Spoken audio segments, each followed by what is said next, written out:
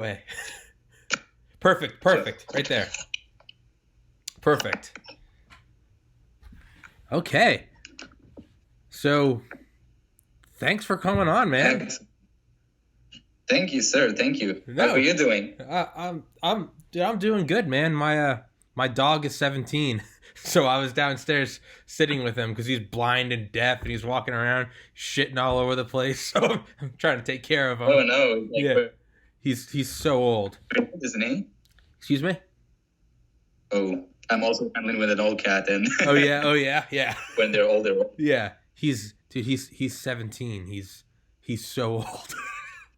But why don't you introduce introduce yourself as much as you can, and explain who you are, as much as you can, and yeah, man, let's get started. Let's start talking. Man, yeah, that's amazing, and it would be also great to tell people, like, I don't know where your audience is like, where do you broadcasting to, but let's totally tell the people like how we met, right? Yeah. Okay, so I found you on Reddit. I was just looking through some of the Ask Me Anythings, and I was trying to find some interesting people for my podcast, and there's some cool ones. There's some cool, and I'm going through and I see I serve in the Israeli Special Forces, and I was like, I want to talk to him. And I messaged you, not thinking you'd message me back, and you got back, and you're like, yeah, no personal information, no other identifiers, but you sent. I was like, I need some proof, and you did your Ask Me Anything, and Reddit verified you, and you sent me your military pins and your your passport with everything blurred out, but.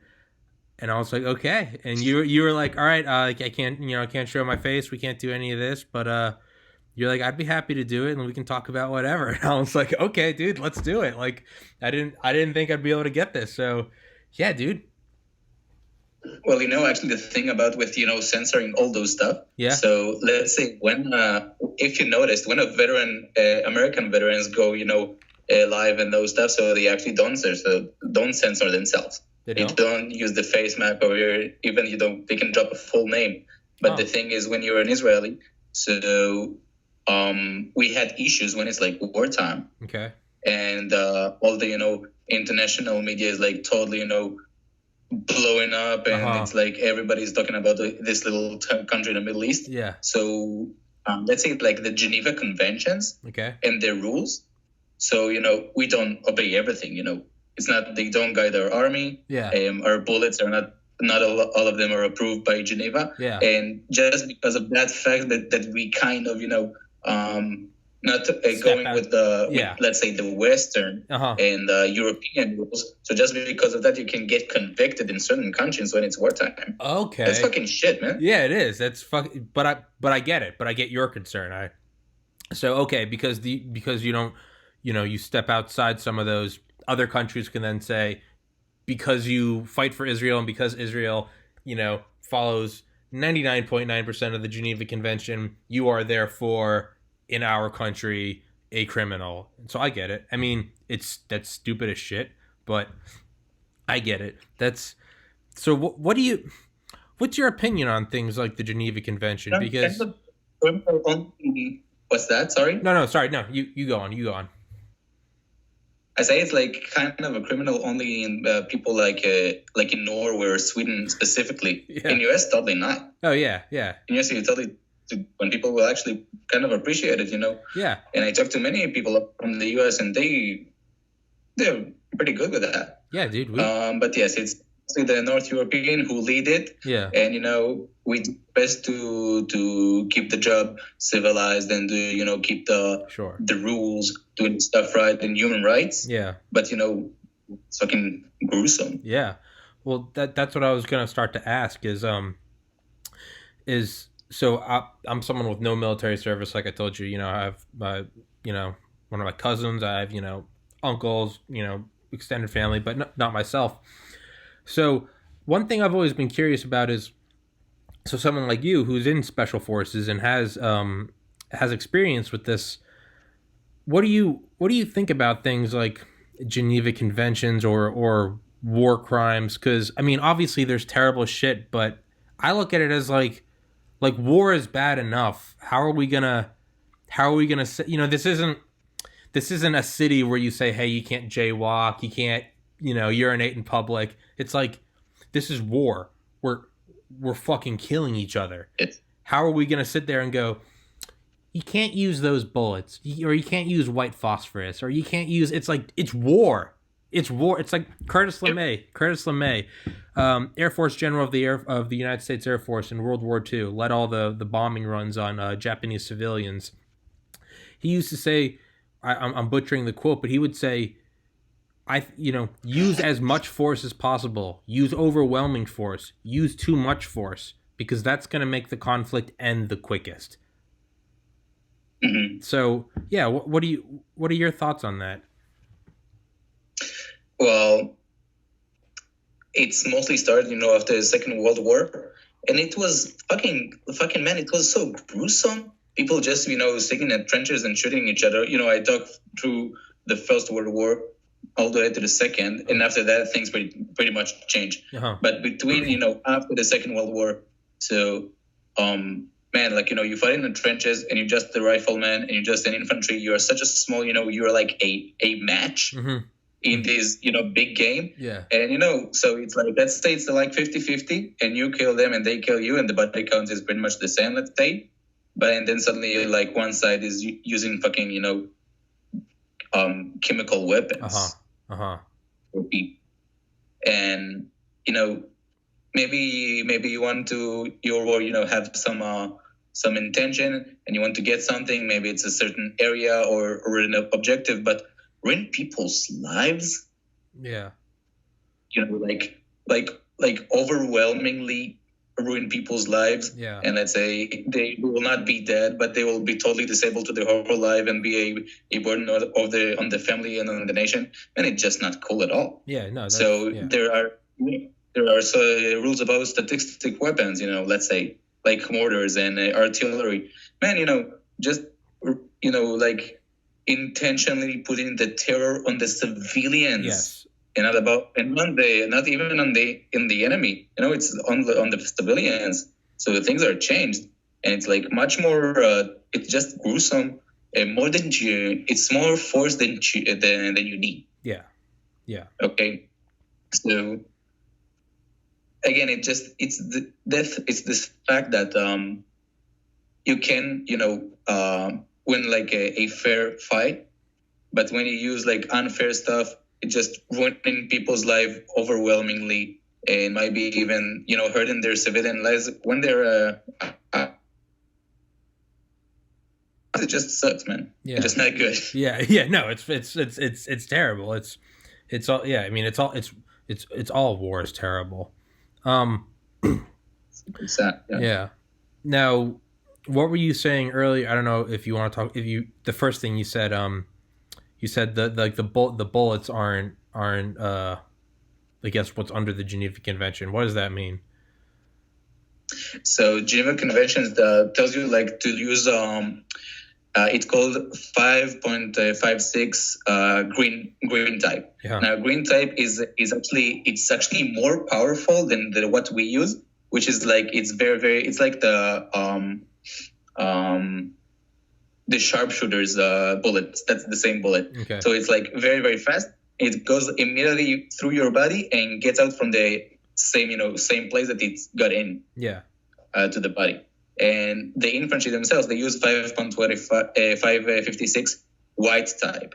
And the white type is harmful. Okay. So it's like it gets in your body and it just get out in a different place, ruining your insides. Yeah, okay. And this is it for killing, It's just deadlier.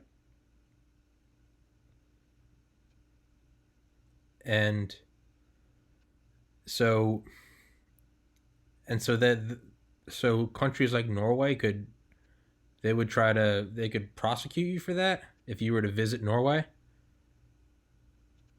Well, the thing is like I don't want to give you just a misinformation answer because I didn't check this all the way in and I never actually heard about people who are getting convicted for real. Yeah. But they always threaten us. You know, and let's say I know people who like instructed the countries in Africa, like Cameroon, and you know, different countries with the struggle with ISIS. It might be banned from other places in Europe just because of taking side in this whole world conflict. Yeah.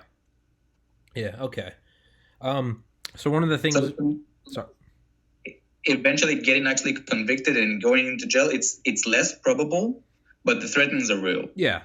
No, okay. I understand. I think I understand.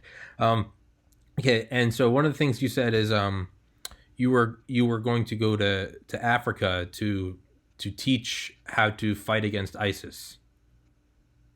Yes. What can you talk to me about that? What can you tell me about that? Well, it's a job that I'm trying to get into. Okay. So as a combat itself, when you're pretty senior and good at what you're doing, so you can instruct the younger people, like the younger teams that come, and just showing the things that you're the best at. Yeah. So I was instructing shooting, Krav Maga, and just combat engineering, being a sapper. Okay. And the thing is that these days, Israel can, work with other African countries where like the enemy of my enemy is my friend, So countries that are not Muslim and not taking the ISIS role in the African game of ISIS specifically, so we can work with them. Yeah. Specifically, I know only about Cameroon that they does this. Okay. In Ivory Coast, Kenya, and Ethiopia, these the current that I'm certain that I can work in, but it's like, man, there's no job there's no website that you apply to. Yeah. It's all work. Yeah, I was gonna say it's not regular stuff. Yeah, there's no. You need to know people. Yeah, there's no. You don't walk on down to the store and pick up the application and do you want to bag groceries or would you like to fight ISIS? Ooh, I'll fight ISIS. Put your sources here. What's your phone number? Yeah. Guys like me, no. And the funny thing is, man, I don't have a profession. Yeah. I barely finished high school. Yeah. So people who like me, and actually, U.S. also have this problem of just laid off soldiers. Yeah. So they do, dangerous jobs. Let's say like being a private army contractor. Mm-hmm. That those are very, very high paying jobs. Yeah. But they are dangerous. Yeah. And man, this is what I'm good at. Yeah. Well, you can be good into stuff, and I'm good at soldiering. Yeah. No, that's exactly what. Yeah. Why would you? There's no reason why you wouldn't do that. If you put this much time training, learning all of these skills, why wouldn't you go forward with that? It'd be silly not to. So things like, well, it's not that everything is simple in life, and it's very, very emotionally charged. Like sure. You're in. It's called the Golden Cage. You have your own home, private home with all the instructors, the Israeli ones. Okay. And it's like great home, and it's like very, very luxurious, and you have like a pool, and you have everything, and sometimes you get fucking lobsters and steaks. Like, man, it's like crazy. But you cannot you cannot go to the capital and talk to the locals. Okay. And the deal is, so you do like 2 months instructing, and then like 2 weeks back home, something like this. Mm-hmm. That's mostly the deal. Yeah. Hey, man. And man, it's pretty. That sounds like a deal I would do, man. I would. Not that they would hire. The entrance level is like $6,000. Yeah, dude, that's. So I would. Yeah, I would absolutely take it, man. I would. So when are you gonna find out if you get this job? Do you know? What do you mean by finding them? You said you're applying for it. You're trying to get the job. Yeah. When do you know when you will find out whether or not you got it, that you can go do it? Well, sometimes it's just so it's like the thing that I'm specifically looking into is either instructing or even doing a high threatened security. So the security jobs, they are very, very well paid, but man, like you should not do it for a long time, like no more than a year for total and everything. Yeah. and just the statistics go up. Yeah. Oh, jeez. Oh, Jesus. Oh, man. But yeah, that's. But every time that you're being sent, so there's a kind of approval by the Israeli government. Okay, so I cannot just go and instruct or whatever I want. I need to get a certificate from the security staff in Israel, and they actually call me to tell me and send the file, but what I can and cannot instruct. So it's called information leaking. You cannot tell everything. You cannot instruct everything. You cannot expose all your stuff. But people who it's also a certificate that people that you do train are kind of civilized and not just gonna be a terrorist. Awful things with stuff. Yeah. So they have to. Yeah, they want to make sure you're not training the wrong people, because they're gonna turn right around on you. You gotta.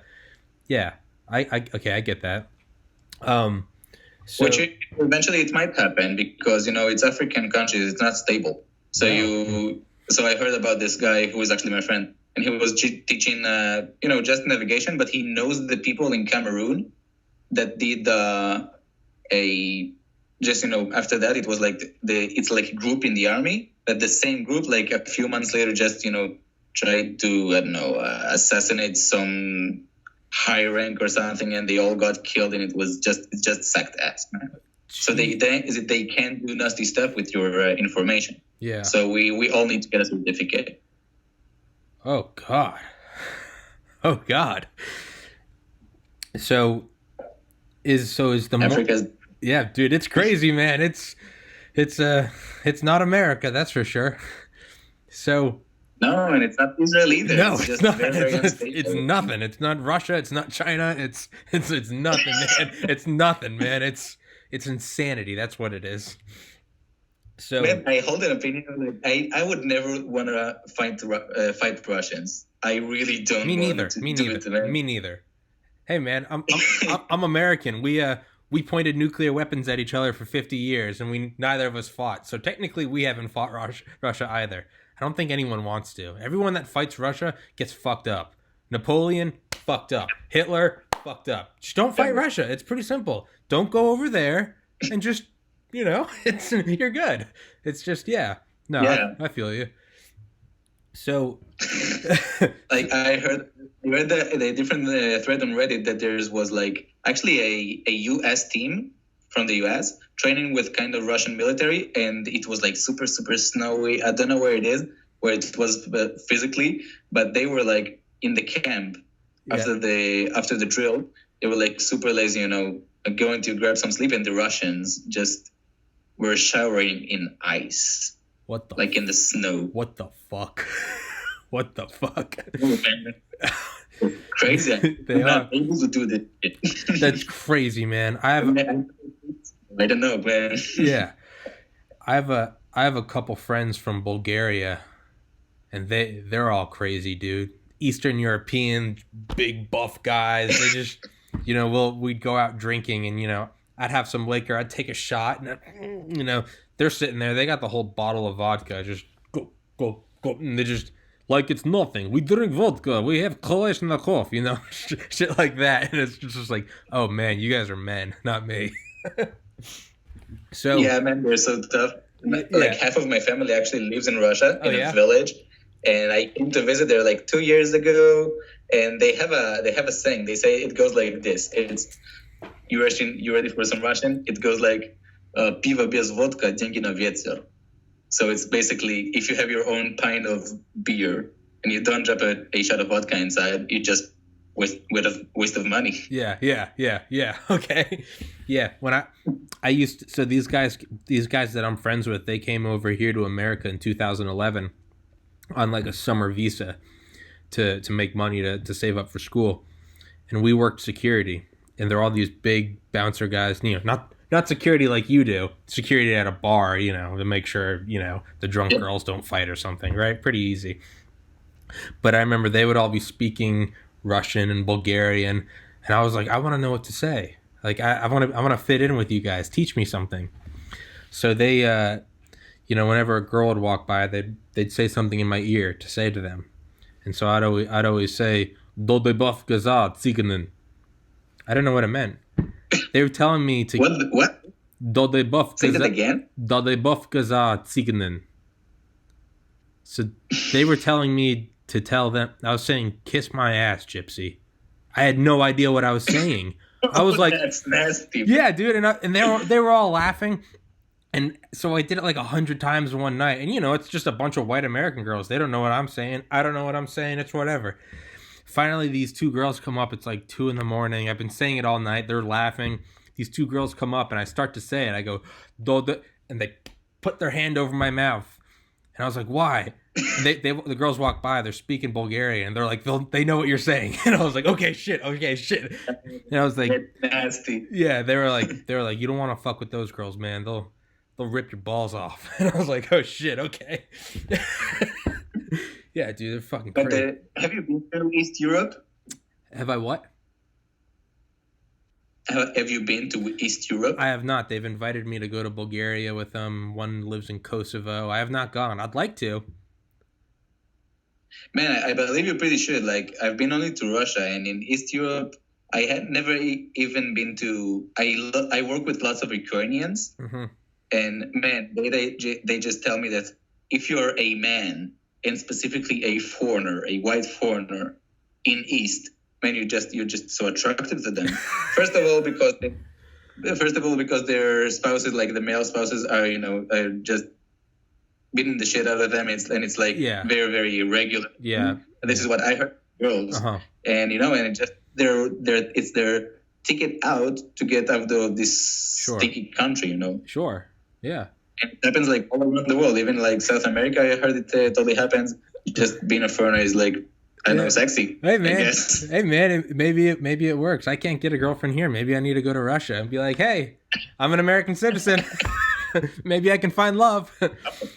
No, dude. Yeah, no. Whenever. Hell yeah, man. Yeah. Whenever friends, whenever they would come over here to America, or even I'm friends with a couple guys that came over from England. Yeah, man. Foreign accents always work. You're over here in America, yeah, dude. Your accent, you would do great.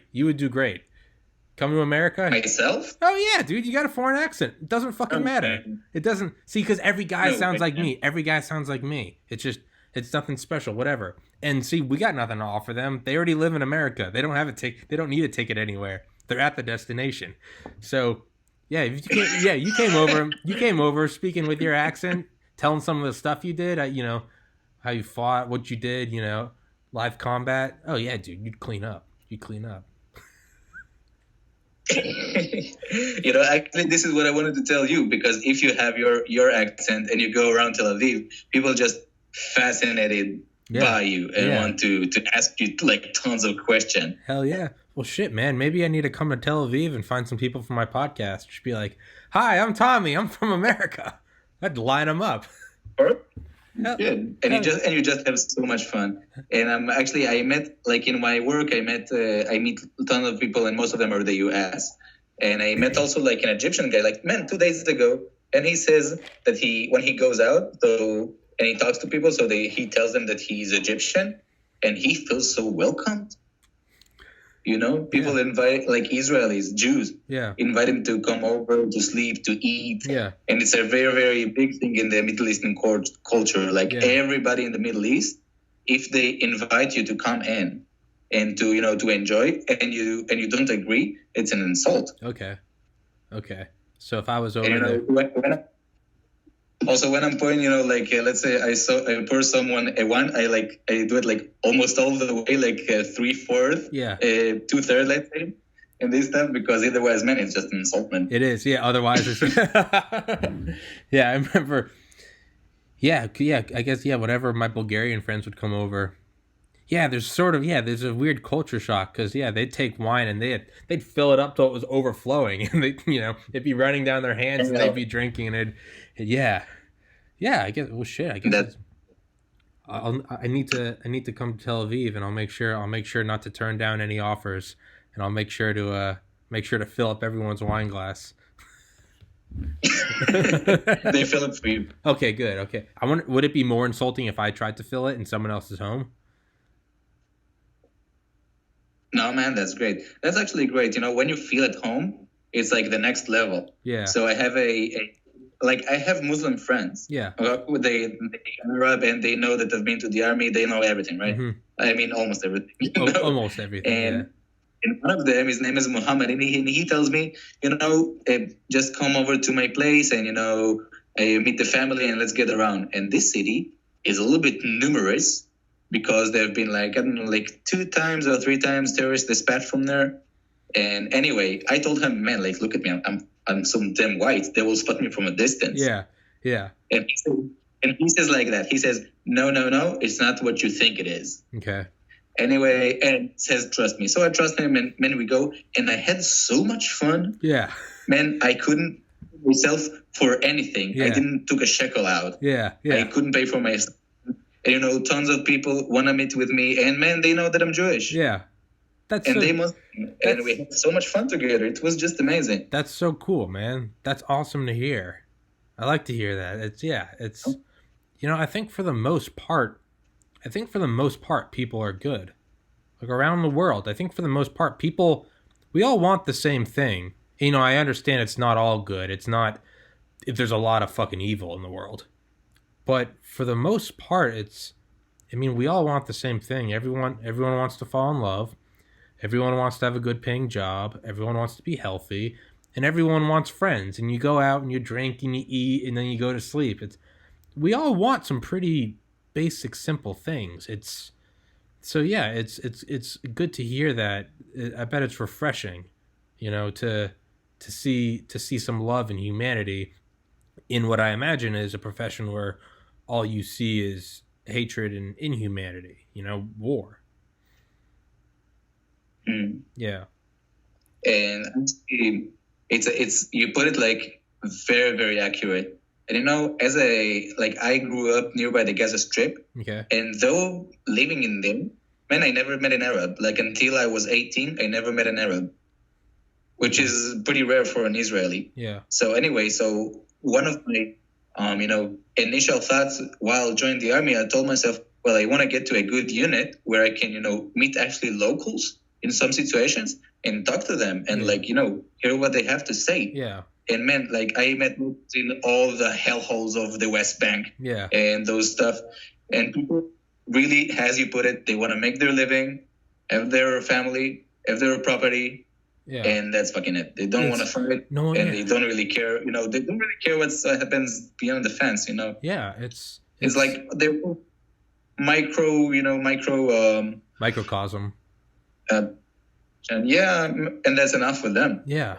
And always they put it in the eventually it's all the the governments. It's them fighting. Yes, it's a small percent of assholes that are ruining it for everyone. It's a very small percent of assholes. Yeah, and it's all around. What? Once there's an IAMA on Reddit, there's one going on of an Iraqi guy, and man, it's totally the same. An Iranian, and when they go on Reddit, they always ask them on private, whoa, man, do you really care or not really? And they may say, no, man, it's just government shit. Yeah, exactly. You're right. Whenever you talk, I'm talking to someone to do my podcast who's protesting in Hong Kong. And I asked him, I was like, what are your thoughts on this? What are your thoughts? He's like, I'm protesting, but the main thing on his mind, he's like, I have a date with a girl tomorrow. It's just like, oh, holy shit. You see it on the news and you think of nations as one unit. I think Israel, and I just think one unit. I think Russia, I think one unit. It's just all Russians are doing this. All Americans are doing that. But you're right. I'm an American. I'm just sitting here, man. I'm sure, I got my American flag, but I'm sitting here. I'm taking care of my old dog. I'm just, that's whatever. It's just hanging out. And, you're right. And that's the thing. I guess, I think the worst thing about being American, Thomas, do you travel often? Me? No. No, okay. But there's a thing when there's American, let's say, traveling abroad, let's say theater in Israel, so people ask all their politics questions for this, only for the American, all it targeted in him. Yeah. And mainly he doesn't care. Yeah. Yeah. most of the time it doesn't have the answer because it doesn't really care. Yeah, it's like, if I came over there and they'd ask me, I'd be like, I don't know, I'm here to drink wine and eat food, man. I'm what are you doing? Same thing, dude. It's under Eisenhower, when we first started flying the U-2 over Russia, one of the big things that the CIA photo analyzers said was, so when the U-2s came back, the first flight, and they got all the high resolution imagery, and they could cover thousands and tens of thousands and hundreds of thousands of square miles, huge jump in surveillance technology. One of the things Eisenhower and the chiefs of staff at the Pentagon said was, not everyone's marching in the streets with guns. They said most of the Russians, they're milking their cows, they're going to church. It's just like, oh, they're just like us. But it's like, yeah, they're just like fucking us. It's there's only a couple other assholes and they're spying on us. It's like you guys are the assholes. Like, it's Yep. But it's unfortunately the small percentage of bad people, they're the ones in power. They're the ones that can affect everything. So it's fucked up. It's fucked up. I'm positive about the future. Yeah. In those, manner, because with globalization and that internet is so available and I can speak to you because we met on Reddit. Yeah. But but 10 years ago it was not simple as no at all. No, it's and we can speak and we can share thoughts, but 10 years ago it was not like this. Yeah. And just because of this fact, the Iraqis, can go and do their own IAMA, and people actually asking, man, on my IAMA that I did, I had so much good time. Yeah. And people were privately, sending me message about, interesting things, and I had so much good time. Yeah. And it was very, very fun. Yeah. And they asked good, wise questions that they cannot get from the media, from the fucking news, because it's not just bullshit most of the time. I wouldn't watch news for 8 years now, and I'm very, very happy that. I'm so much happier when I don't watch. I find when I watch the news for a couple days, my mood starts to get worse. I wake up and I'm like, oh, the world is fucked. Everything's going to hell. Yeah. When I don't get on the news, it's bad. It's oh no, it's but days like yesterday and today, I got up, went to the gym, listened to some music. Today I'm talking to a guy in the Israeli Special Forces. It's so much more beautiful. Hey, give me 1 second. I gotta go to the bathroom. I'm gonna come back and we're gonna keep talking, all right? All right, I'll be right back. I'm on my Okay.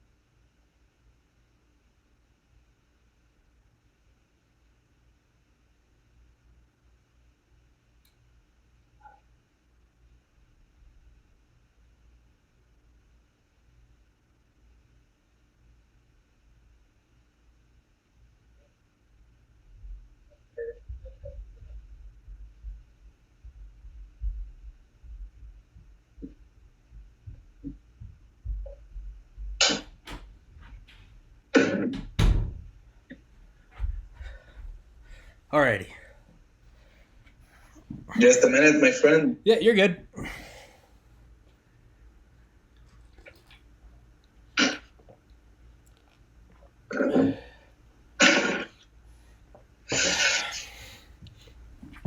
I wish I could send this to you. This is Yamina Winery. Yeah. We are good wine. Oh yeah. It looks good, man. You look like you're enjoying it. You need to put a little hole in your mask so you can drink. Yeah. Cheers, man. That's for you. Cheers. Hey, I'll cheers you with my water. No, you cannot cheers with water, sir. I'm sorry. You need to drop something hard in there. I stopped drinking a couple years ago. I was getting too crazy with it. Oh, really? Yeah, it was. Why is that? No, it's I found that I wasn't drinking with. I found I wasn't drinking with friends to like laugh and get drunk. I found that I would drink because I was depressed, and to forget about things. And I never developed a problem with it, but I started to look ahead in the future, and it looked like I was going to develop a problem with it, and I was like, let's just stop this now. So, plus I was getting really fat, and so I was like, fuck, I need to stop drinking. I need to start. You can't go to the gym in the morning when you're hungover, and Yeah. I think Just thinking happiness tomorrow and having it today. Yeah. You said you said you were at a funeral today. Yes. Yes. Can or do you want to talk about that? Well, it's my best friend's father who died from cancer, and the craziest thing, man, it's like took 1 year to the guy to go from hero to zero. Yeah. Like this, 1 year, and I think about it, and I'm like blown about the fact that, dude, maybe I'll be like, I might be 35, get and I hope not, but maybe get a disease, and a year after I'm gone. It's so fucking fast, dude. But I think it's important to know that it's in college I wanted to be a doctor, and I studied all the time. Never went out with friends, never did anything. And when I graduated, I got into medical school to go be a doctor. But I remember thinking, like, I'm not happy doing this. And, in an ideal world, I'll be able to do this for 20 more years, make money, and retire. But I was like, there's no guarantee that I'm not going to die. And that was one of the things that made me go, like, what am I doing? So I taught myself graphic design, and I eventually started this podcast. I was like, I really like talking to people. Because one thing I always think of is like, I could have made a lot of money as a doctor, but I always thought like I could just get sick and be dead in a year. And so that's one of the things that kind of gave me the boost of courage to make a podcast, was because I thought it could end tomorrow. So like, might as well do what I like now. And hell, man, that's led to me talking to you. So I enjoy it. So, but yeah, in that time, I there was some bouts of depression, which led to drinking a lot of alcohol. So I had to stop doing that. Man, first of all, I wish you the best with the podcast. And the thing that you were talking about depression. So there was a beautiful thread that I read, man, yesterday, and it goes like this on Reddit. Also, it goes like this: 70% of world suicide rate is men, are male. Well, what can we do to help them? And man, the thread was beautiful. And they talk about so many things that just was such an eye opener. Yeah. About that probably you also and myself also grew up with this man up attitude. Yes. Don't talk about it. Don't cry.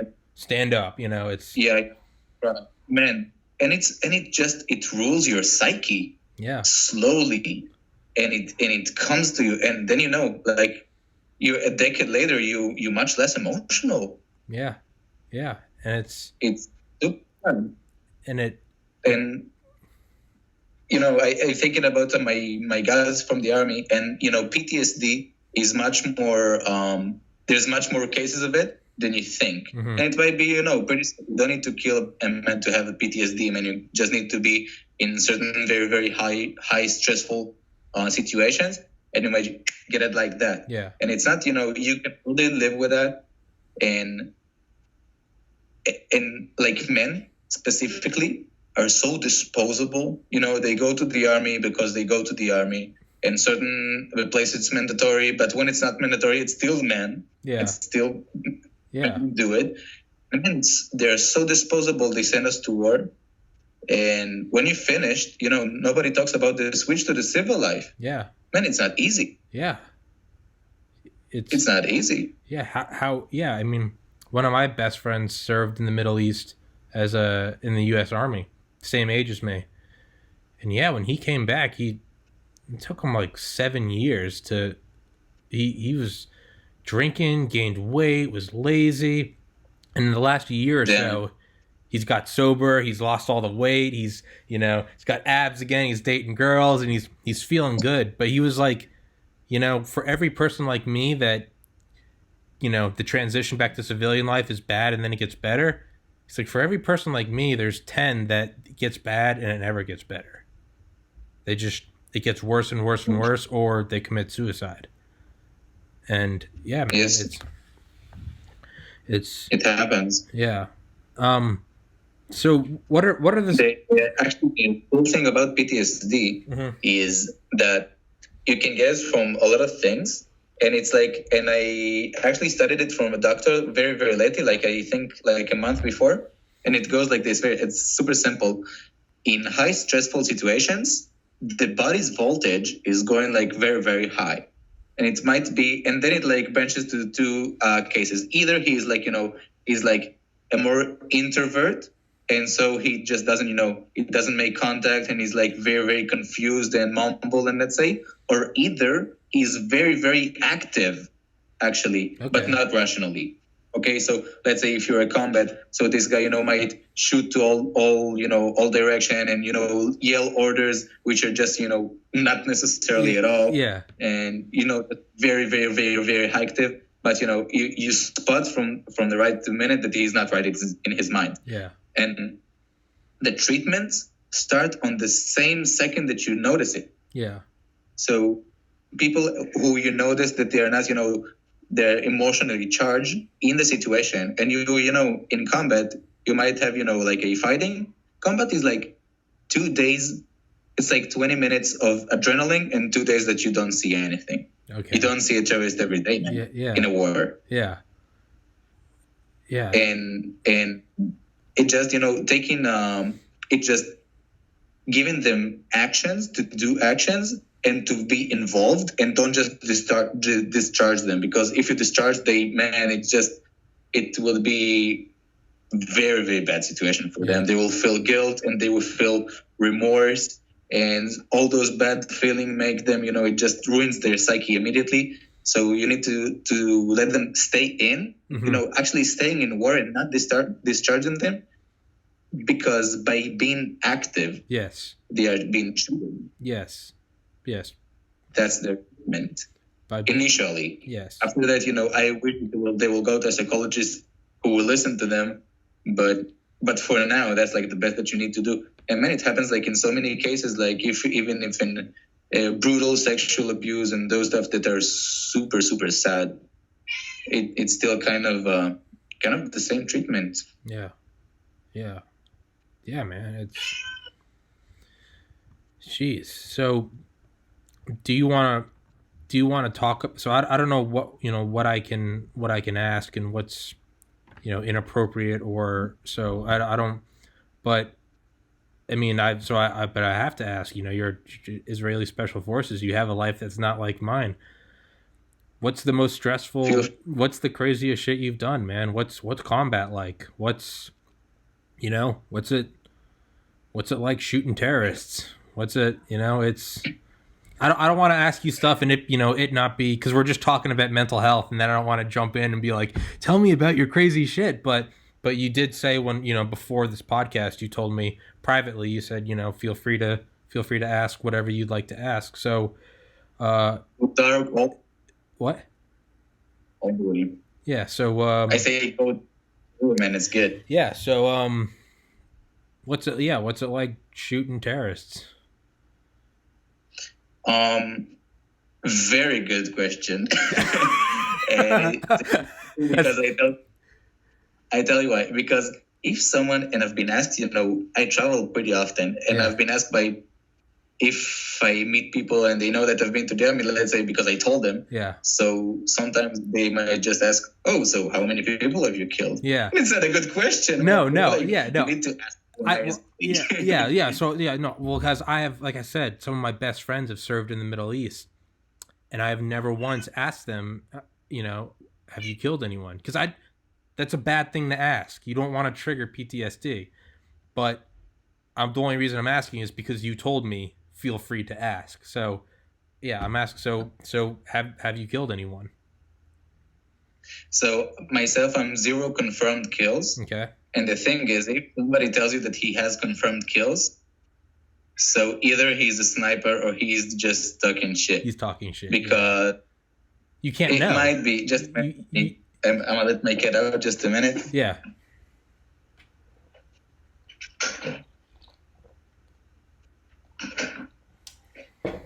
Anyway, because, man, in Fog of War, it's not it's not a video game. You don't know what happened. You don't know if you got him or not, right? Yeah, man, like you might be in an outpost with just a building, and you're being shot at with a RPG, let's say, and you have no idea where it's from. Yeah. And and just shooting to a direction that you believe it is, but it's not. It's fucking war, man. Yeah. It's very nasty and very confusing. Yeah. So in Fog of War, you might be. So we were ambushed, right? So we actually, and I wrote it on the IAMA on Reddit. Yeah, I saw that. And man, they just throw an IED on you, and you don't even spot where it's from, but you shoot like crazy. Yeah. Yeah. Because you need to do something, right? Yeah. And or maybe you've been shot at and you're in the bush and not in a neighborhood, let's say, but in bushes. And man, everybody shoots to the same point and you don't know if you killed them. Yeah. Or you just throw a grenade, you don't know if it took them. Yeah. So confirmed kills are yeah. So the biggest myth. yeah. No one has confirmed. Or like you said, you got to be a sniper or you're just talking shit at your ass. You're at a bar, you're trying to impress a girl. I've got 50 confirmed kills. No, you haven't, you pussy. Shut up. Yeah. So what's... I'm 0 confirmed, but again, when you operate you operate RPGs and you are being ambushed at night and you just shoot at the position, or I myself, I was a sapper, so I might detonate a charge. I don't know if it killed them or the people who shoot them afterwards, from a distance killed them. I don't know. Yeah, I don't know. I arrived like 10 minutes after all the adrenaline went off, and I see the dead bodies, and I'm like, well, yeah, it might be me, and might be not. Yeah. It's, I don't know why I keep saying like I know what you're talking about, because I've, I've never been in war, but I'm going, yeah, that's how it is, right? I'm like, the fuck, I shot a gun twice, and I'm over here like, yeah, that's how war. Yeah, I agree. Yeah, so, but how was it though? What? How was it shooting the gun for the first time? I fucking loved it, dude. I was like 8 when I first shot a gun. I could barely hold it. It was like this big. Really? Yeah, I was hunting, and I shot at a rabbit, and I think the gun almost flew out of my arms. Yeah, dude. It's all. See, but that was a shotgun, I believe, and I've shot a pistol before. I've never shot anything bigger. What's it like? Actually, we'll get to that later. Let's talk about some other shit. So what was it like being? Yeah, what was it? I figure I have you here. I'm like, I can talk to anyone about guns. I want to talk to you about cooler shit. What was it? Let's go. Yeah, so what the fuck was it? Like, you got ambushed. What the fuck was that like? Just think you were going to die? Dude, was it adrenaline? Was it just fucking all out, go Rambo? So we were actually, we were the senior team. We called Team 10. Okay. So we are the seniors, the most senior in the unit. And the seniors, it's know that they take the hardest jobs, right? Yeah. So we're actually back at home resting. And the best thing about the Israeli army, that's meant the outpost that you're serving in is 3 hours drive from your home. It's fucking crazy. Yeah. Oh, that's crazy. Okay. So you can actually be deployed and meet your girlfriend at the weekend, and that is just great. But, man, yeah. So we are back at home, and we are getting called on Shabbat. And on Shabbat, nobody operates phone. Like, religious people don't operate phones, but we are getting called, and it's like very, very rare. Okay. So the officers, the commander told us, that we need to come fast until 8 in the evening, and just get there, just get there, and you'll be informed later. So I'm getting on my uniform. I tell my parents, I was living with my parents at the time. I'm telling them, it's just a drill and everything is fine. Just going to do like some logistic stuff. And when I got there, so I get to the outpost, and I hate this word, but I was kind of a commander, but I hate this word. Yeah, I don't use it ever, but I needed to go to the commander's meeting. So I sit, with the officer and the higher ranks. So it was the company commander and all the intelligence people. And when like the company commander is like, well, I don't want to say that we are going to kill somebody today, but we're totally going to kill somebody today. He has this bad way of putting words. Anyway. And it's a little bit stressful, but man, we just laugh like crazy. Yeah. You got to. I mean, yeah. Keep going. And so we are being sent. It's a city called Jenin. It's in the West Bank. We needed to go to it's a like, how to say it in English. Just very, very highly targeted operation where you need to take off 2 people, and we go and we're like, doing it okay. Did what we had to do, and on the way back, because when you shoot, it's noisy. So on the way back, we got fucking ambushed. And ambush, which means that we were in the lower area, right? Like in the lower part of the neighborhood, and then like dozens of IEDs, and it was like, this was like actually like in the movies, which you see the terrorist with your eye, and you're like in the corner and you try to shoot it, and he's like throwing something at you, or maybe shooting at you, and you're dodging, and then you shoot back some. But you don't get all the, it's like very like corner fightings and close warfare, man, you like barely see something. Like it's very, very super fast. It's just super fast. Anyway, so we're trying to retreat. Eventually, we did what we had to do. We finished the task, and on the way back, man, we just think about, we go like in 2 lines, and they just threw the IEDs like very, very accurately in the middle of the team.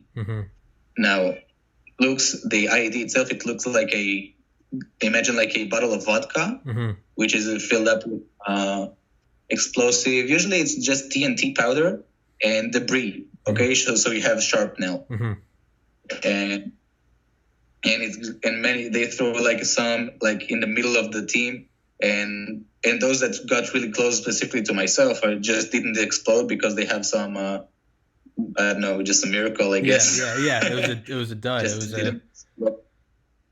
And my heart rate was like 200, man. I remember, that people say that time warps when there's like something very, very dangerous. Man, it's totally true. Really? And your senses are crazy. Like everything is actually slow motioning. Explain it. You got to explain this to me. Just walk me through it. Like just explain it. So I wanted, just to give my memory to implement it to you. But I think we are good, and we are totally geared up in a neighborhood, and the bad peoples are outside throwing the IEDs, and the good people, just the civilians, the Arab civilians, are inside because they don't want to get hurt.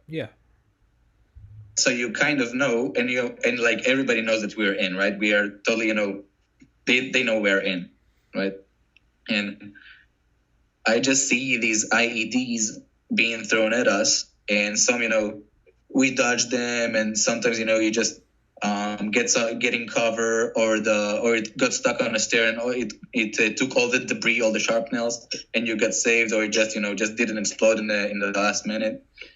So it happens, and it so you just hear all the explosions around, and you shoot back, and you just keep on moving, just keep on moving, until you get out.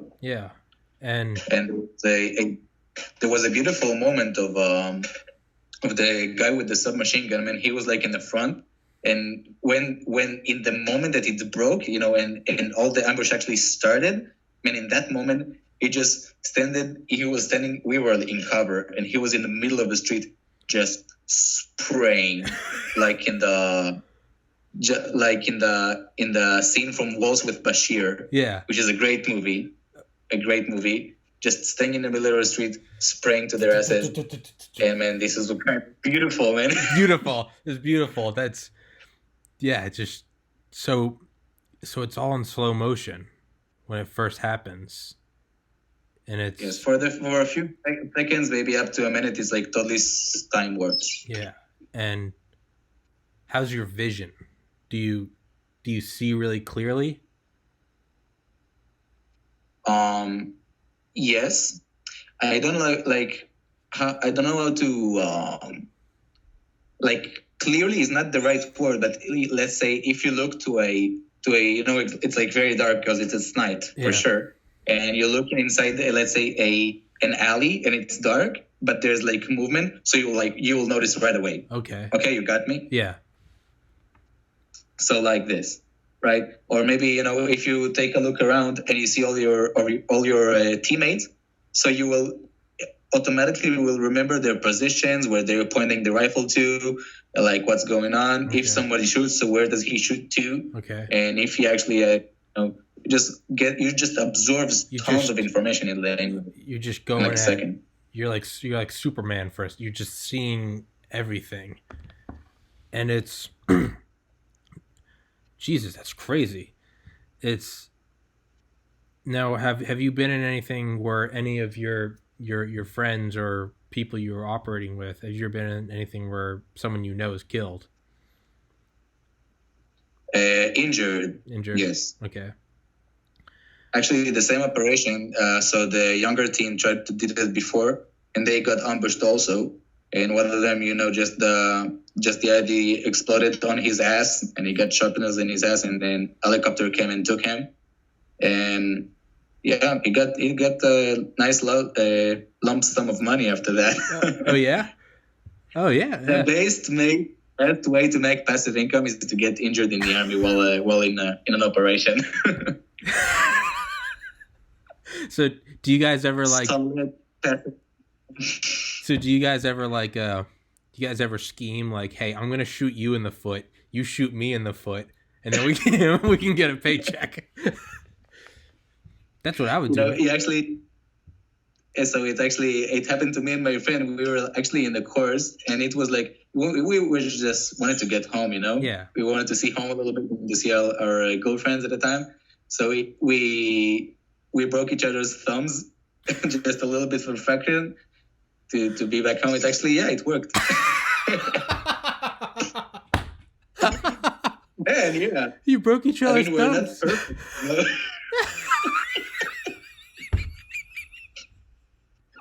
I was like, man, I'm not watching. Step on my thumb, and we'll be good to go. And we just switched.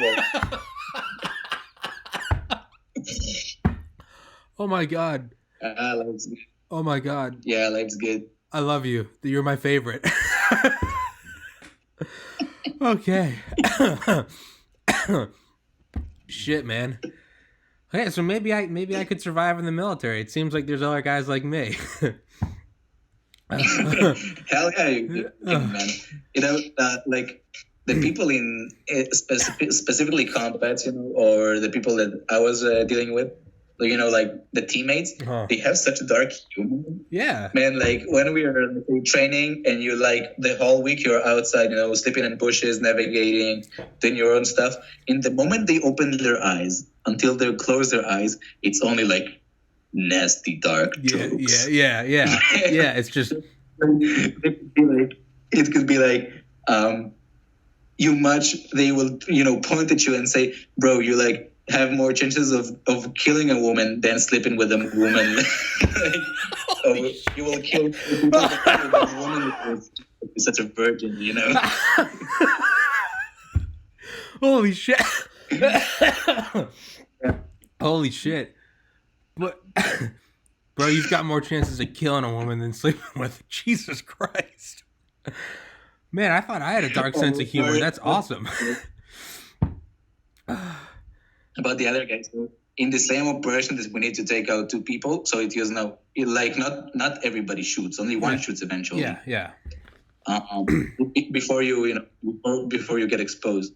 So his name is, let's call him Jay. So I told him, Jay, man, you can kill 2 people at night, but you cannot sleep with 2 girls at one night, man. No chance. You have a better chance of killing 2 high-value targets in one night than you do getting 2 girls. But no 2 girls. Maybe only one, but not 2. No way. But yeah, I feel like you got to do that though in those situations. That's how you stay sane. That's how you don't freak out. I feel like you got to be able to make jokes about the situation. Like you got to be able to laugh about it, because otherwise you'd be, at least I think if I was, in war and no one was making jokes, the entire time I'd be thinking about, am I going to die? Am I going to see my mom and dad again? Am I going to go home? Am I going to accidentally kill a civilian? Is my best friend going to die? But if you can sit there and kind of just, take your mind off of it and be like, hey man, you got a better chance at committing a war crime than you do getting a girl. Like, it's,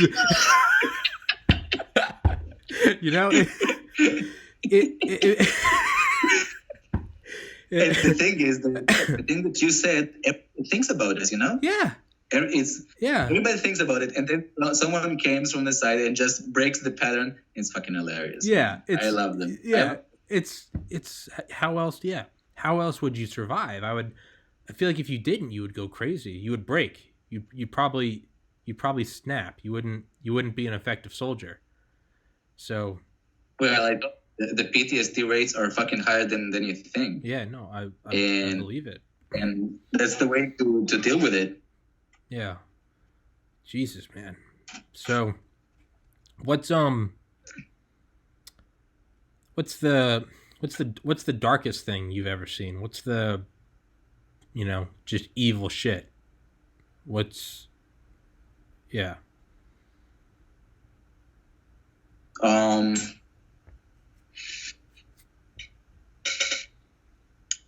Actually, it might be as a civilian. Oh man, this one is like a total throwaway. It would be so much fun. Actually, as a civilian, after the army, it's this. So we have, as Israelis, man, our country is tiny, right? Yeah. So everybody knows all the cool places. They know all the springs. They know all the rivers that you can go to.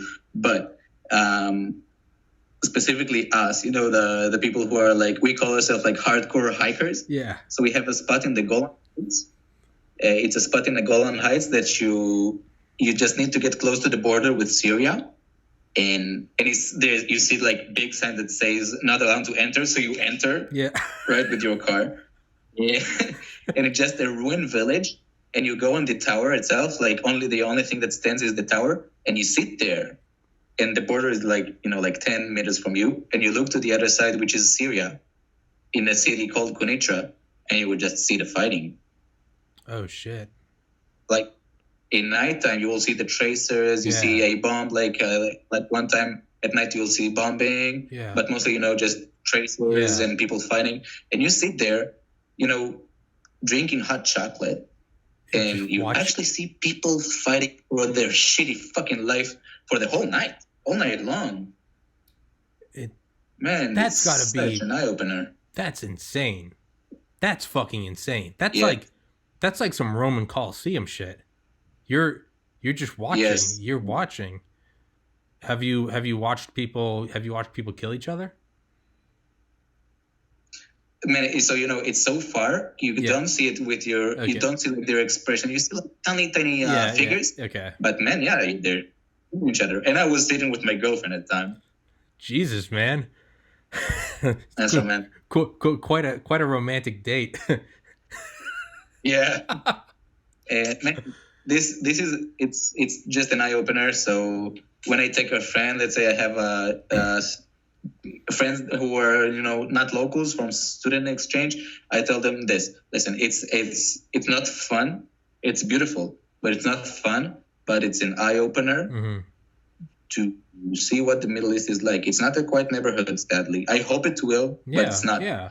And it will get the fighting. Yeah.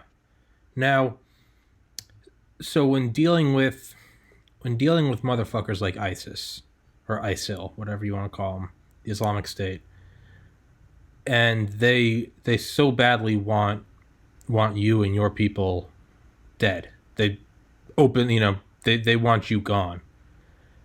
How do you feel about having to limit what weapons you use against them? I mean, like you said earlier, there are a lot of bad things, but when you have this group of fucking barbaric, demonic people, and they're beheading people, they're lighting people on fire. That Jordanian pilot they lit on fire. They put people in cages and lower them into water and drown them. They wrap them with detonation cord. They wrap it around their heads. They cut their throats, cut off they run over them with tanks. When you see people like that, and you're Jewish, they wouldn't like me. I'm a white American. You're Jewish. They want you fucking gone. How do you look at them and this threat you have to deal with, your people, your military force? And then there's something like the Geneva Convention, and it's like, hey, you can't use that type of bullet. It's a bunch of politicians in fucking, ivory towers that never have to see this in their life. What is your mindset on that? You can't use white phosphorus artillery. You can't use napalm. You can't use cluster bombs. But you're looking at these people and you're like, they want me and everyone I know and love. Not only do they want you dead, and they want to kill you in the worst possible way. How can you look at that? And then I'm asking you, how do you look at that and go, we're not going to use everything we have against these people? If I'm you, I'm looking at it like, let's use white phosphorus. Let's use napalm. Let's use cluster bombs. Let's use carpet bombing. Let's use poison gas.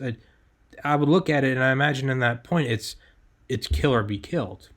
But you have to restrict the offensive weaponry and tactics and literally different chemicals you can and can't use. Tell me about how do you feel about that? What is your mind? What is the general mindset over there? Well, that's a great question because it will lead me to a whole bunch of things that I would just would like to share my opinions on. Please, and let's go. Short answer is about the Geneva Convention. I just don't give a shit. I don't think about it because our gear and our bullets and bombs are the one that we used to use. When they change a thing about the convention itself and the rules, we don't think about it. If we need to change something about the gear, so the commander will tell us and we'll do it, right? Or the Air Force. Man, I'm not in the Air Force. I'm just an infantry eventually. I'm just standing in the field with my rifle doing my own things. Yeah. So Geneva most of the time is actually much higher than us, so I don't really feel it and don't give a shit about this. Yeah. But Israeli, you hear so many times that people want to kill you, so you get kind of immune to this. Yeah. Man, like everybody knows, and all our neighbors, sometimes they claim this, and so everybody knows and kind of immune to this. But the thing is, I see those videos and I say, it's so fucking sad, man. Yeah. It is so sad that it happens to let's say Iraq and Syria. They were like golden times, and then the 20th century came and crushed them. Yeah. Man, Syria will not be a developed country for at least 2 decades. Yeah. Doesn't matter how much money they get from Europe or US. And man, it's fucking ruined. And it's so fucking sad because they are our neighbors. and they had their golden times. But now, because of fucking terrorist organization, which is just led by some lunatics, they can bring a country to their knees, and it's so fucking sad to see this. Yeah. And the thing that I wanted to get to, people who join these terrorist groups, I myself, I am not, so it's just an assumption, but I was just asking tons of people, like everything that's related, and and asking like Mossad people and people who talk with them, operate with them. Like the biggest intake is this: people who join them are rebellious kids who want to do rebellious shit. Wow. Now, like raping and stealing stuff, and just being like, it's like laying off their energy. It's now, if I was a kid in West Bank or Gaza Strip, man, I'd be Hamas. Yeah. I'd be join Hamas. Yeah, because I had tons of energy, no profession. My family are low middle class. So this is what I would just from a rebellious kind of energy. Yeah. And if you have friends that died, and they were, let's say, it's weird to say that, but having kind of a good time, doing their stuff. Yeah. So you kind of want to do it, have the camaraderie. Yeah, I think of myself when I was a teenager. I got in trouble just to get in trouble. You did the opposite of what your parents said just to do the opposite of. I went to a private Catholic school, and my hair was really long because you weren't allowed to have long hair. The second I got out, I cut it because I didn't give a fuck. But yeah, it's luckily I'm in America, and that was my rebellion. But yeah, if you're in these war-torn nations, and there's nothing, and there's no education, and there's no opportunity, and all your friends are joining, you figure you're gonna die young anyway. Hell, a lot of these terrorist organizations, it's join us or we will kill you. Yeah, I mean, I get what you're saying. What else is there to do? But fuck it, join. It's. And sometimes it's like might be the only way for a person to provide to his family. Yeah, sure. So have you heard about the farmers shooting like RPGs in Afghanistan on American outposts? No. So it's like lately on news, and it's like farmers. Why would a farmer do this?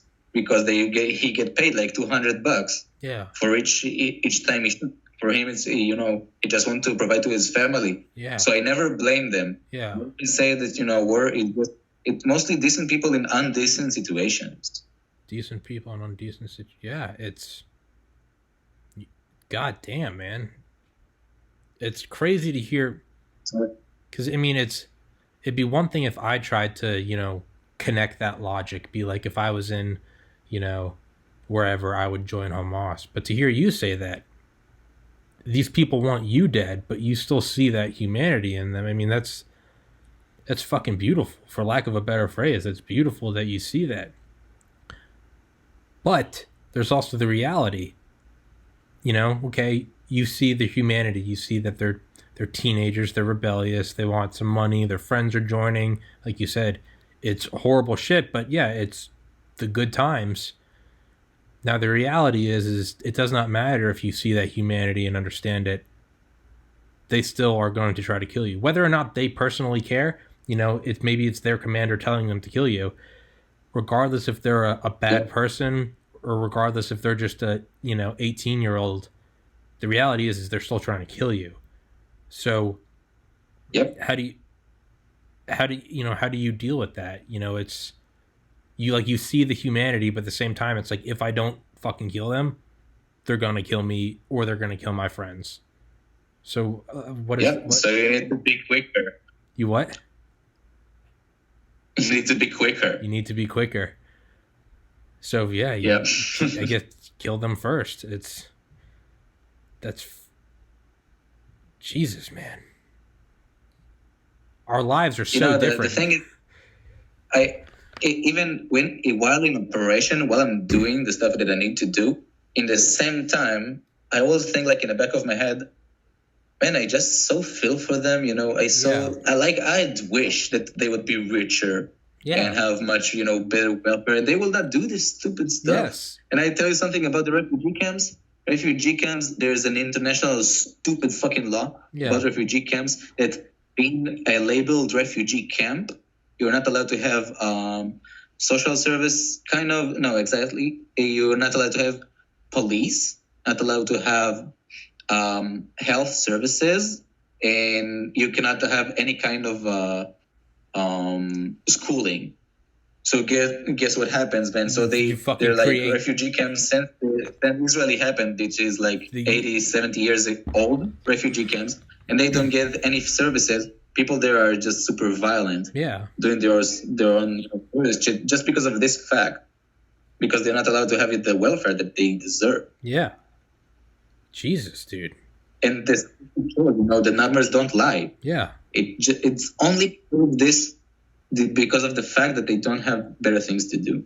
Yeah, it's I've brought that up on other podcast episodes. I've said my idea is that world peace, or like at least relative regional stability, it's not going to come through leaders shaking hands and signing stuff, and it's going to come through everyone having enough food and water and a home and medicine. When you have all that stuff, why would you fight? You only fight you only do that shit when there is no other option to get those things that like we talked about at the beginning of the episode. Friends, family, love. You resort to, okay, you have the occasional evil fucking person, but you only resort to shit like killing and possibly being killed when there's no other way to get those basic things for yourself and for the ones that you love. It seems like the way to terminate all of this is not,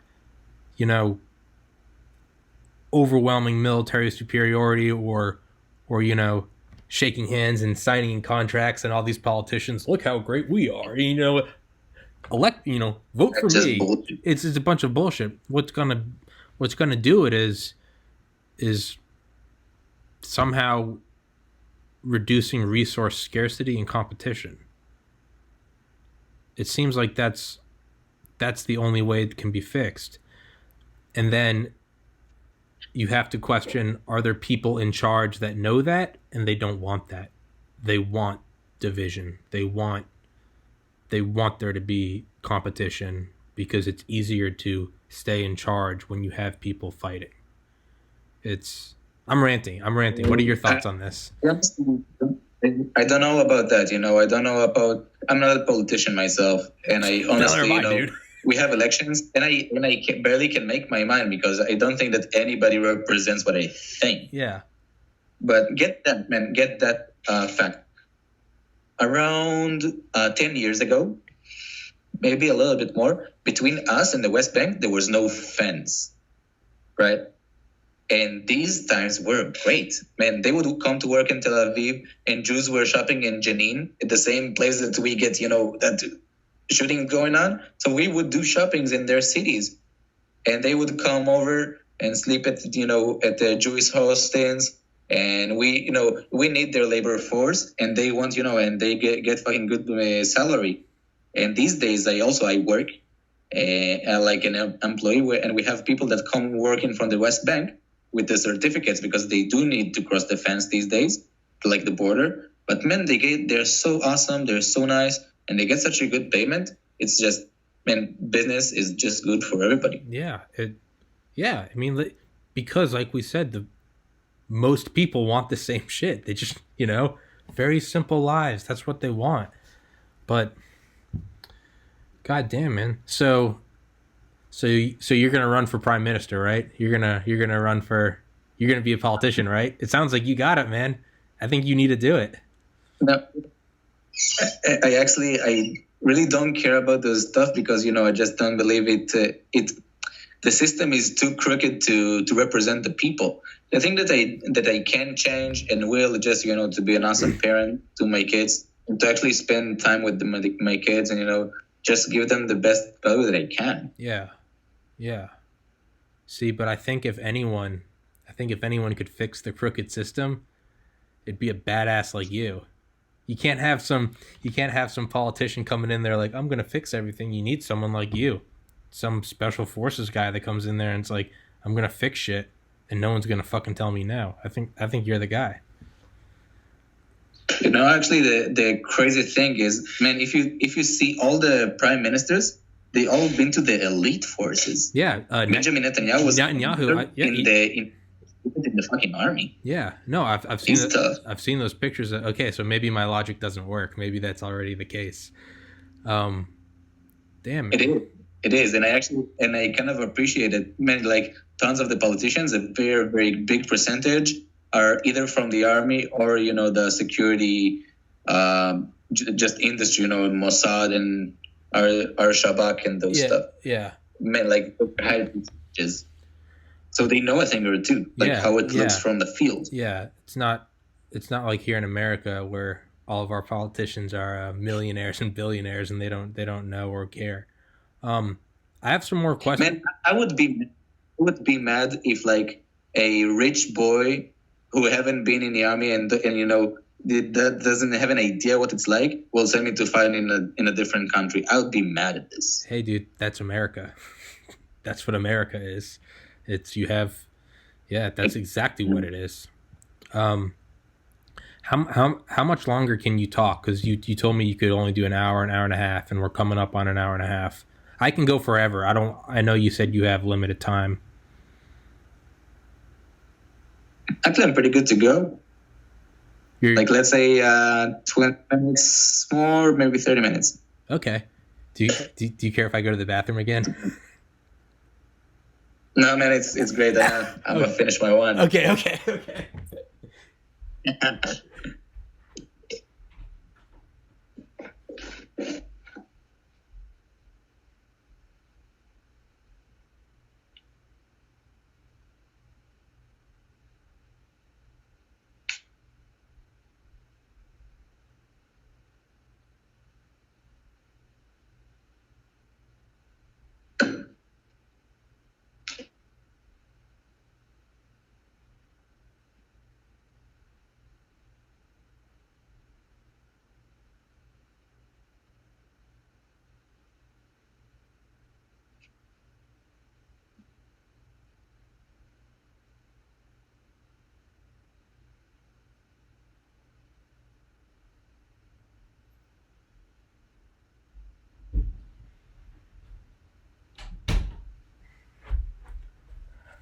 Alrighty.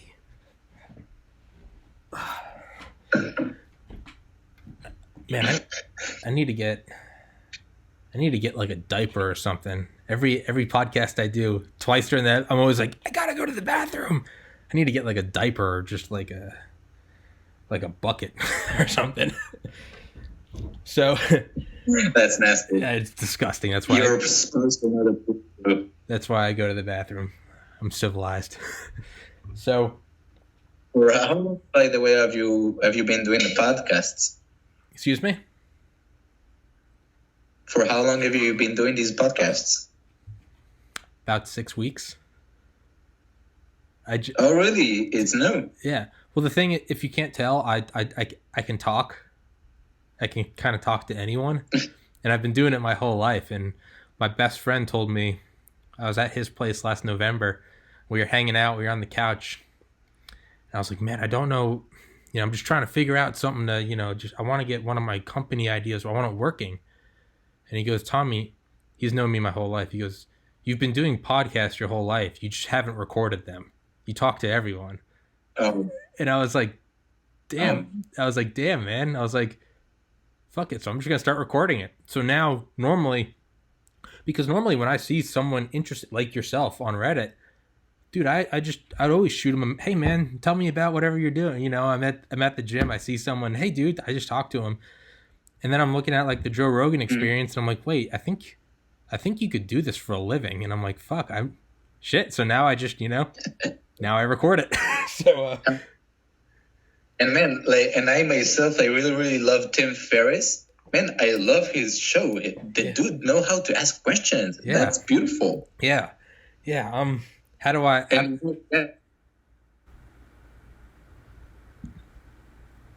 Hey, you're back? Okay, you're back. Yes. Yeah, okay. Okay, so what I wanted to say, so you told me that you don't travel often, but myself, I really like to travel. Like the thing that I do as a freelancer, so it's made for me to be able to travel and doing those stuff. And when I do, so I don't go to, let's say if I go to US, I will skip New York, man. I just dodge the big cities and I go where it's like to the undeveloped places. Mm-hmm. Right. So my last trip, I've been to Greece, to the north of Greece and Albania. Man, it's such an eye opener. In New Zealand, I was staying like with gangsters and drug dealers and kind of these people. On the summer, I'm flying to the STAN countries, so doing Azerbaijan, Georgia, Kazakhstan, Uzbekistan, Kyrgyzstan, Tajikistan, and man, you just talk to these people, and it's such an eye opener. Yeah. And as someone from a developed country, you just feel so fucking grateful for what you have. Yeah. Well, that's one thing. So like having friends from Bulgaria and Kosovo, that's one thing I've learned is because when they come over here, you see them walking around and their eyes are open and they're like, like you guys, like you have paved streets, like, you have clean houses, like you have food and you're like, I'd bring them an apple to work, not thinking anything of it. And they're almost crying. They're like, thank you so much. And I'm just like, okay, I have it really good. I haven't left America, but I can clearly tell I have it really fucking good. That's why, yeah, man, I was talking to a girl a couple weeks ago. I was just, trying to find someone to talk to. And in my profile, I had written, I love America and I live in the greatest country on earth. And I'm so grateful for that. And she messaged me and said, if you don't mind me asking, how come you love America so much? And I was like, I said everything I just said to you. I was like, because the rest of the world is so fucked up. I was like, it's not some America.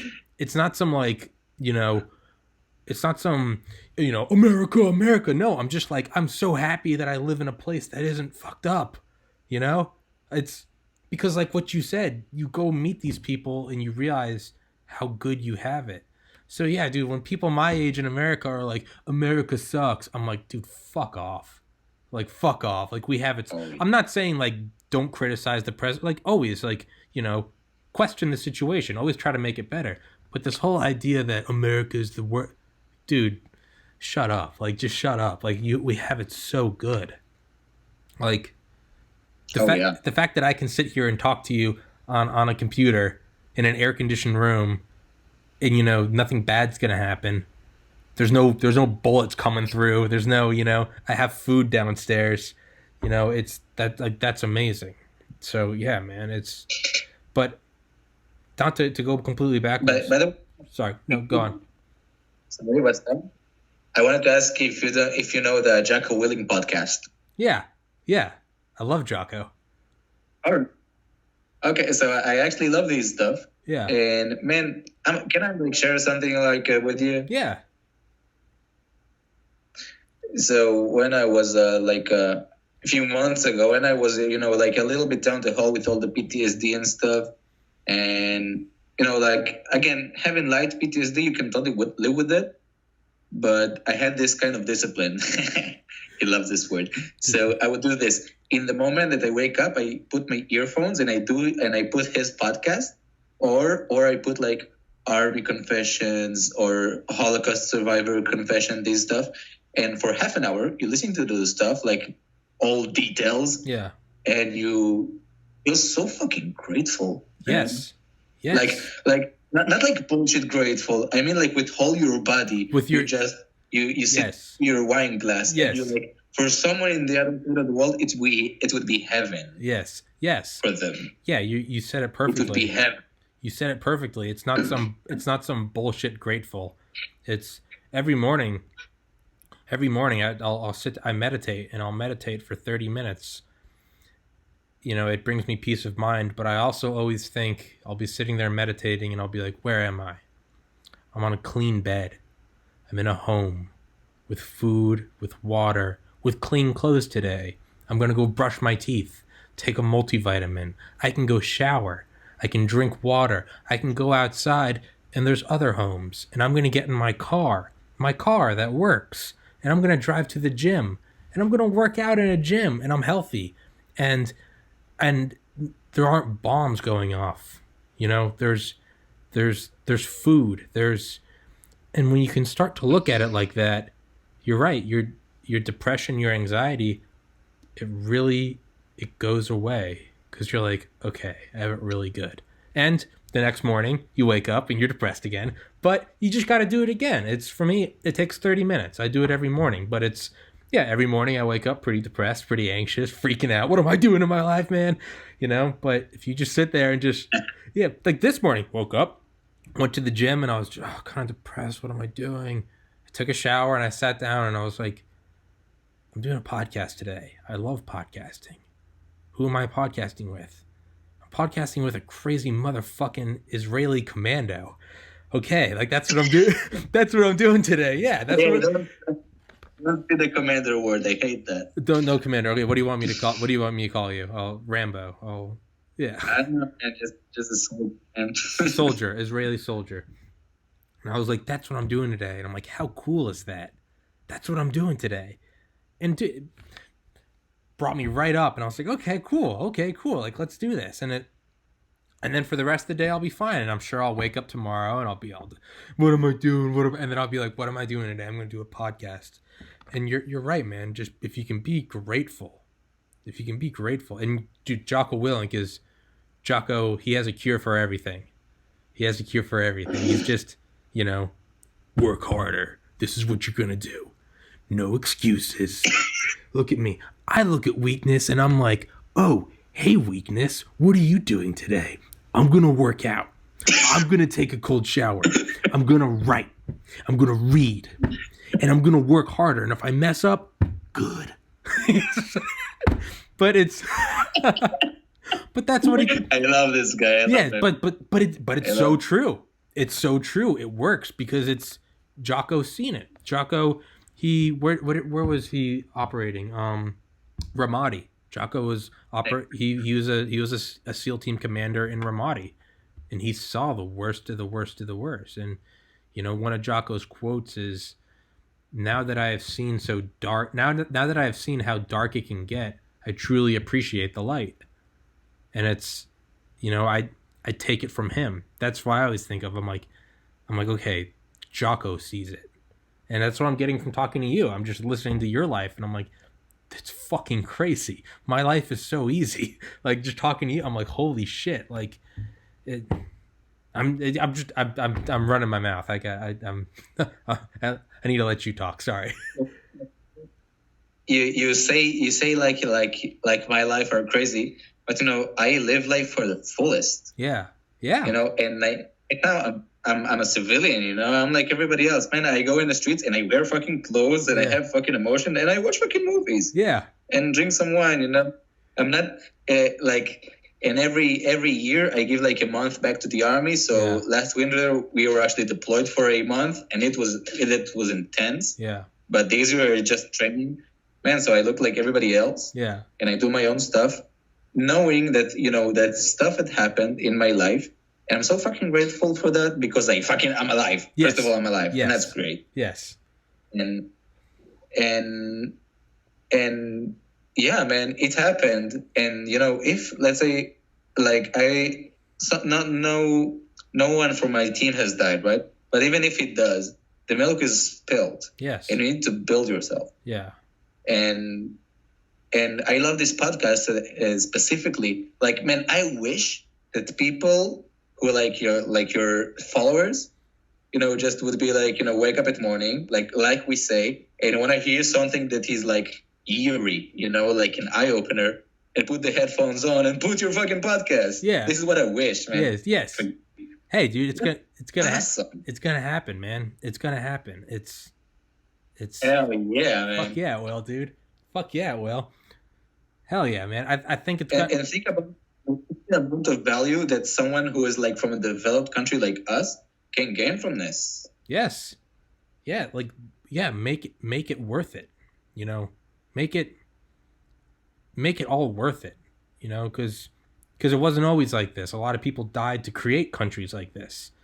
And it's, Yep. do you know how upset they would be if, you know, if you took some soldiers from World War II who died on D-Day or died in the Pacific, Iwo Jima, Guadalcanal, Payu, they would, and if they could look at, you know, people today and we're all depressed and we don't know what we want to do, they would be so upset. They'd be like, what did I die for? And that's how I try to look at it. I'm like, fucking live it to the fullest, because like a lot of guys literally died for it. And it's, yeah, that's why it pisses me off when people are like, America. I'm like, dude, shut up. I'm gonna tell you what, like most of the people that actually say thanks for your service to me are Americans, not Israelis. And then no, man, like switching to civil life is shit. For me, it was shit. Yeah. And for a lot of people from my team, it was shit, because you're doing all those, you know, like there were like at least 10 news reports in the fucking TV about stuff that we did, like my team specifically, you know, because it has impact. And then you switch to civil life and you might be making coffee to someone and be like, sir, do you like to have some cappuccino or Americano? And I'm like, fuck that. Fuck that. You know, fuck that. Yeah. But still you're gonna switch. Yeah. And it's kind of sucks, you know. Yeah. It's kind of sucks. And people start telling you what to do because they are your bosses. And people don't appreciate what you've done, and they don't know, and they will not understand if you'll tell them. Yeah, they will not understand. Yeah, you know, so you go around with all this emotional charge that you have, and just wish for someone like you to ask wise questions. Yeah, I'm trying to. It's now is it. Do you want to stay? Would someone like, are you more interested in things like what word am I looking for? Like private contract, you know, something like Blackwater. Are you interested in that stuff because it's just, you look at civilian in your life and it's, how can I go back to that? Like, do you need that thrill, that purpose, that brush with death? Is that what you need? Well, actually, I'm trying to get into Blackwaters, but because I don't have U.S. students in U.S. The green card, it might not work. But I tell you what, first of all, yes, I'm trying to. And I told you, I'm trying to get those quirky jobs in Africa, because civil life it's weird to say that it's not for me. But yeah, man, like, we're low middle class. I was washing dishes since I was 13. I barely have an high school diploma. But in the army, I was such a shitty kid, you know, selling drugs and stealing out and selling it on high school and to the students. I was such a shitty kid that my parents actually appreciate the fact that I went to the army, because it just slapped me so hard in the face. I would get into the punishment. And man, like today I can hold commitments in relationships. Yeah. When I was 7, I could not. I was getting fired every 2 weeks. Yeah. So I was washing dishes for my old young years. You know? Yeah. I mean, that is. I'm super grateful for that. I'm super grateful for that. That now I can be, you know, can be committed and can be trustworthy and hold relationships. And as a young kid, I could not do it because it was all around, you know, shitty drugs in the street. Because this is where I grew up. You know. Yeah. And I'm trying to get to those weird jobs that you noted, because first of all, it's a great way to provide to your family if you can, and blowing it at all investments or I don't know what. And second thing, in civil life, for me, like a new perspective that I gained after the army, man, like so many people are just spineless. You know, yes, they can handle stress, and they cannot handle when they're a little bit uncomfortable and the air condition is not in the right, you know, it's not accurate, the temperature that they love. Oh, that's me. And I'm like, man, and I think to myself, and they like brag and talk shit about other people and complain, and I think in my mind, you should be so fucking grateful for what you have, you son of a bitch. Yeah. Say fucking thanks to the fact that you sleep in a solid bed, you motherfucker. Yeah. No, dude. Yeah. And it's like everybody. No. Like everybody that I work with are pretty much spineless. It's fucking hard. So it's kind of I don't find myself with a lot of people in the civil life because we are just too far from each other. Yeah. This is why I very love my team from the army, and not with people. I just mostly love travelers. It's specifically people that I bond with. Yeah. But most people are just spineless little shit. Yeah. Yeah. That's absolutely true. It's now. Have you ever thought about have you ever thought about trying to work for Mossad? Go even higher up in the special forces. What's Mossad's they have a division. What's their ground division? So the thing is that you can totally apply for the Mossad. You can apply on the internet easily. Yeah. Right. And I tried. I was thinking about it. No, I didn't apply, but I was thinking about it. The only reason that I will not do it is because I travel often, and when I travel, I just go 6 months off grid and not answer to the phone, so it doesn't work with their contract. Yeah, I would imagine. But Mossad is, if you are in the Mossad, so your spouse will go also through the being having a certificate of like a secretive certificate, so you as someone that serves in the Mossad can just tell her about stuff that you do. Oh, right? Okay. Because the emotional charge is very big. That's very big. That's cool. That's pretty cool, actually. Yeah, it's because otherwise, you have someone like a CIA operative.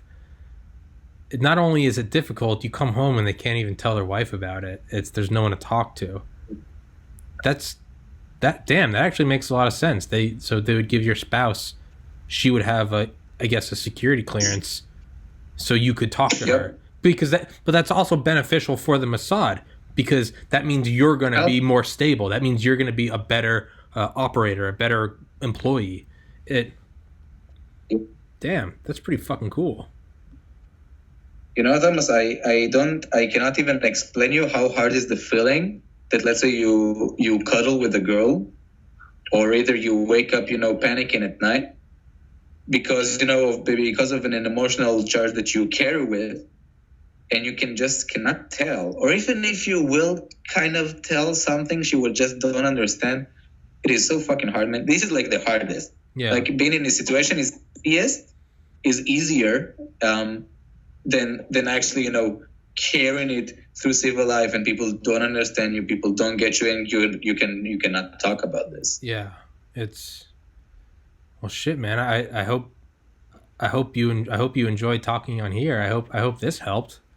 Hell yeah, it has. Okay, good. I hope it has. You said earlier you're like Tim Ferriss. He asked such good questions, and I was like, shit. I hope I've been asking good questions. You're good. Okay, good. The fact that I'm censored has given me a lot of leverage. Yeah. To talk about things that I usually don't talk about. Yeah. Yeah. Well. By the way, my parents, they don't know shit. Yeah. You can't tell. Yeah. They don't know. Yeah. Jesus, man. So. Is there anything else you want to say? Is there anything else that I haven't brought up? Because I obviously I can't read your mind. I don't know what all you want to talk about. Is there anything you want to bring? Is there any topic you want to touch on? Let's go. Let's do like 5-10 more minutes. Is there anything you want to say? Well, first of all, like two things. Like if you do meet someone that has been to the army or just kind of any of those services, ask him wisely, ask him wisely, because he's probably have seen some stuff that you didn't. And just the fact that you ask and get an answer, an honest answer, could automatically, make you much grateful for what you have. And just, it would be fascinating. I guess it would be just a fascinating experience to have eventually. And I don't know, like, I'm here, right, doing this, talking to you, and I don't know what your audience thinks when they see it, but what I would love with them, to feel, if they will try to relate with me, is think about this. When I take my face mask off, I am the same. I'm a person that shaves and poops and drinks wine and goes to work. Mm-hmm. And I'm not like, and you cannot tell most of the time that I'm a bit different. Most of the time you will not tell, right? So, and I date girls, and I have a cat, and I do like stuff that normal people do. Yeah. I am normal. Yeah. Just, I've been through stuff, but it's totally in the past. It was like 3 years ago. Yeah. Right? Yeah. And the thing, like, if you want to be like mentally tougher, it's not the experience that you have. I mean, of course it is, because let's say I was also sexually abused when I was a kid, like pedophile, but it's not the thing that happened. It's how you build yourself afterwards. Okay. It's like the meditation that you do every day. Or just think about this, when you like start in your own mind,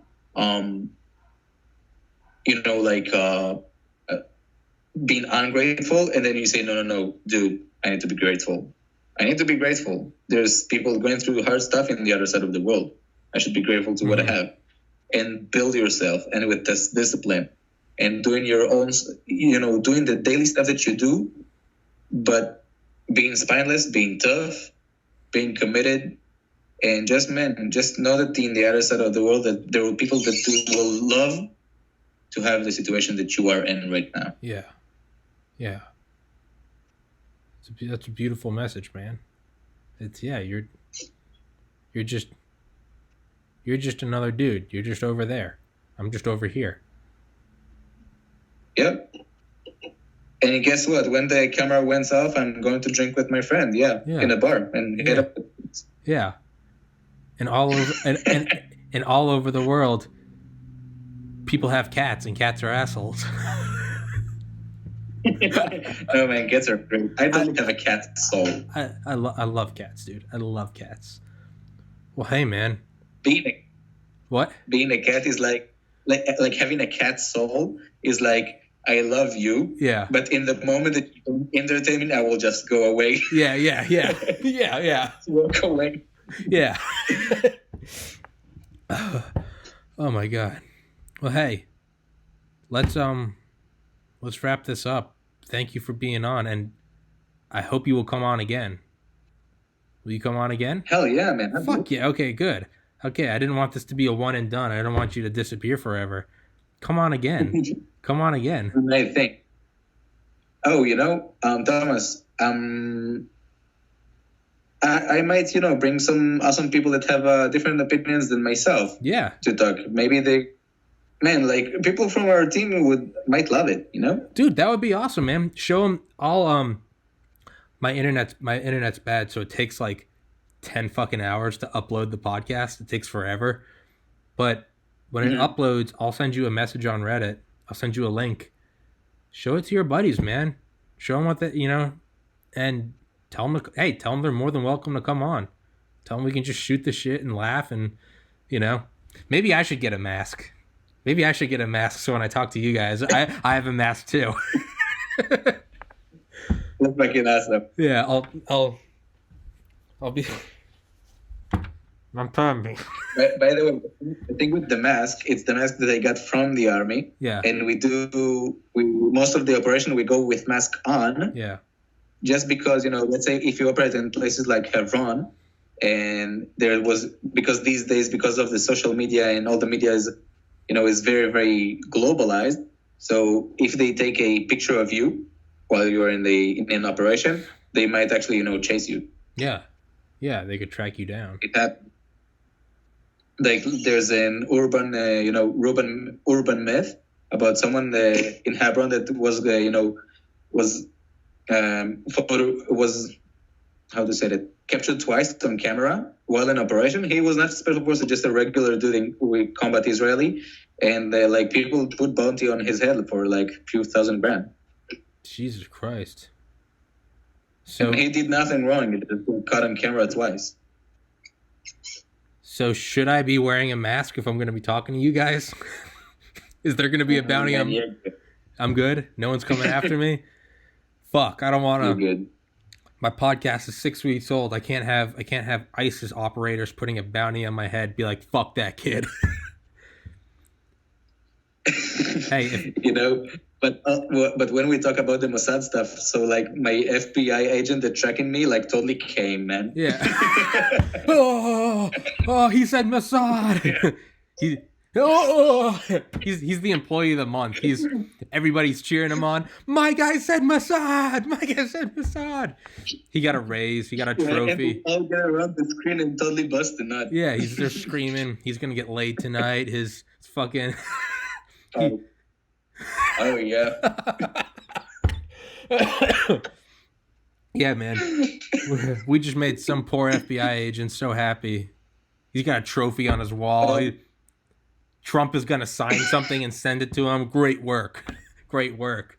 My FBI agent just get erased, man. Yeah. He gets erased. Yeah. You sick fuck.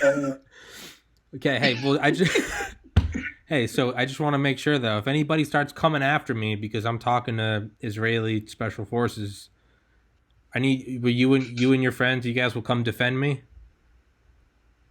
Yes, but you pay the ticket. I'll pay the fucking ticket, man. That's the least of my problems. If ISIS comes after me, that's the least of my problems.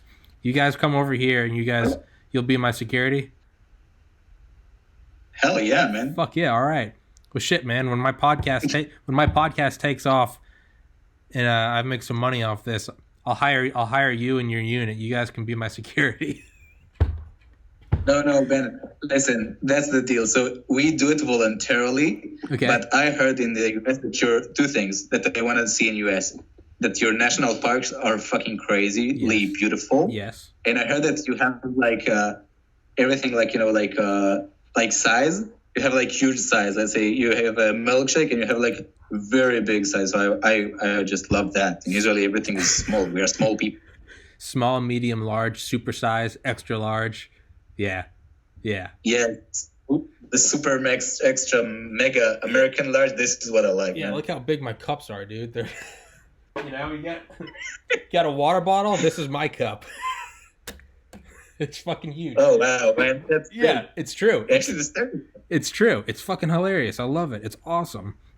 Well, hey, man. But I'll bring some of those. Bring some. This is just great. Hell yeah. Well, hey, dude. Yeah. Whenever it is. Thank you so much for coming on.